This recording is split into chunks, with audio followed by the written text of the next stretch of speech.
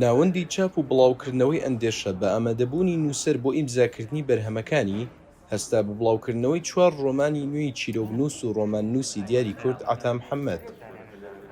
لەم 4 ڕۆمانەدا نووسەر بەسەرهاتی 4 کارکتەری جیاواز بێکەس، بێخود، بێبەش و خانی دەگێڕێتەوە کە ژیانی هەر یەکێک لەم کارکتەرانە بۆ سەردەمێکی تایبەت دەگەڕێنەوە. نزیکەی 2 ساڵ و چەند مانگێک لەمەوبەر کە ڕۆمانی هەنار و فریشتەی مردنم بڵاو کردەوە.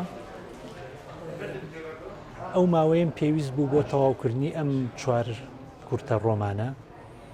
ئەگە بە کورتیش باسی ئەم ڕۆمانانە بکەم، پەیوەندیەکە یان بەستێ بە یەکەوە ئەوەی من ماوەیەکی زەمەنیم وەرگرتووە کە نزیکی 45 ساڵە بێت بۆ 45 ساڵ لە ساڵی 1975 هەتا هەڤەی شوبات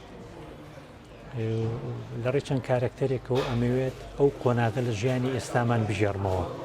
15 کتێبی کاکاتامان بڵاو کردوێتەوە، یعنی ماوەی تقریبا 10 ساڵ زیاترە ئێمە لەگەڵ کاکاتا ئیشەکەین، چە بە وەرگێڕان، چە بە نووسینەکانی، چە بە چیرۆکەکانی، چە بە ڕۆمانەکانی و بێگومان یەکێک لە بە هەرە باشترین نووسەرەکانی کووردە و یەکێکە لە هەرە باشترین نووسەرەکانی ئێمەژۆک و دەستگای چاپ و بڵاوکردنەوەی ئەندێشە.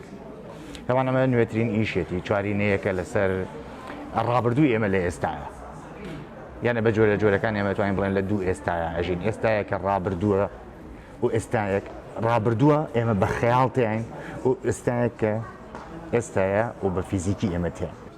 من زیاتر لە لای من نووسین پەیوەندی بۆ هەیە کە هەوڵێم وێنەیەکی تر بدۆزمەوە لەناو ئەم جیهانەیە، نەگەوەی بمەوێت تعبیر یا گزارش لە شتەکان بکەم. ئەستەکەمەوە کاری من نییە، یا با بڵێ من سەر بۆ جۆرە لە نووسین نیم.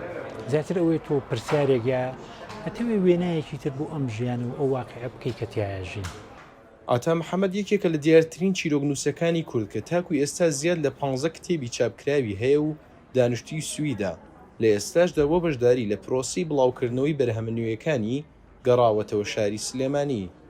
ڕێباز مەجید، دەنگی ئەمریکا، سلێمانی.